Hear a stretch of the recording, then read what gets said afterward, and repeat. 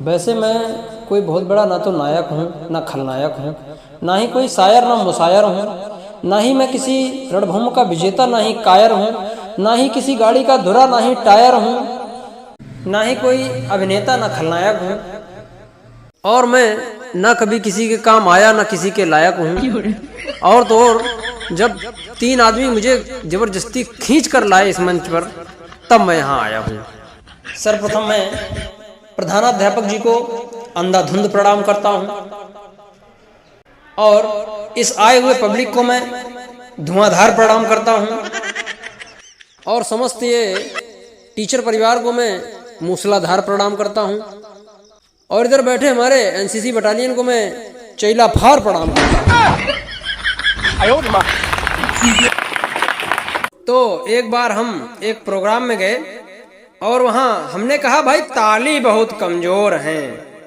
तो एक श्रोता बीच से खड़ा हुआ और बोला कि अब तू कौन खली का बाप है, ये ताली बहुत कमजोर है। तो अभी तक आप लोग चुटकुला और कविता सुनते रहे, और अब थोड़ी देर प्यार मोहब्बत की बातें भी हो जाएं आप लोगों के बीच में। तो अब आप लोग ये कहेंगे कि ये प्यार मोहब्बत हो जाए, तो अब आप लोग ये कहोगे ये प्यार मोहब्बत वाला आदमी है। नहीं भाई, ऐसा भी नहीं है, क्योंकि एक हमने भी प्रेमिका पाल रखी थी, हमने भी प्रेमिका पाल रखी थी। अब भाई इससे ज्यादा हम नहीं चिल्लाएंगे, क्योंकि अगर सांस ऊपर टंग गई और दोबारा वापस ना आई तो फिर तो हम किसी काम के नहीं रहेंगे। तो जरा ध्यान से सुनिए। तो कहना है कि मोहब्बत मेरी रंग लाने लगी है, मोहब्बत मेरी रंग लाने लगी है, और नंबर दिया जिस कन्या को था मैंने, उसके अम्मा की मिस कॉल आने लगी है।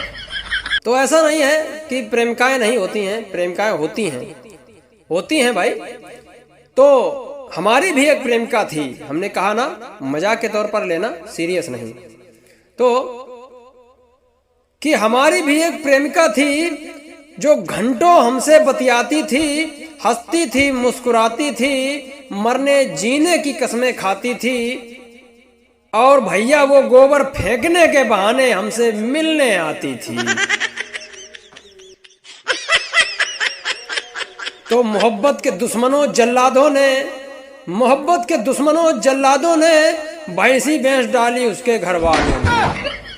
अच्छा, हम लड़के लोग जो होते हैं वो स्वच्छता पर बहुत ध्यान देते हैं, क्योंकि जब भी हम लड़के लोग दाढ़ी बनवा के आते हैं तो तुरंत मुंह धोते हैं, बाल कटवा कर आते हैं तो तुरंत नहाते हैं।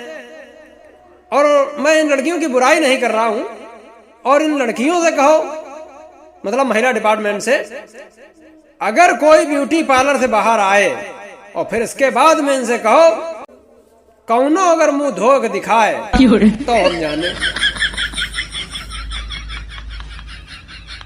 अच्छा ठीक, अब तो ये बात यहाँ पर रही।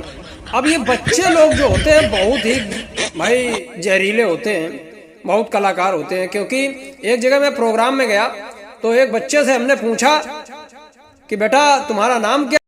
तो बोला माय नेम इज सनलाइट। मैंने कहा वाह, अंग्रेजी आती है? बोला यस। तो हमने कहा क्या नाम है? बोला सूर्य प्रकाश। हमने कहा वाह, चमकते सूरज को बोल दिया तुमने सनलाइट।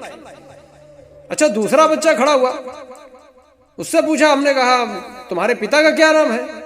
बोला रेड ब्यूटीफुल अंडरवियर। मैंने कहा मतलब? बोला सुंदरलाल चड्ढा। तो ये बच्चे भी बहुत कलाकार होते हैं।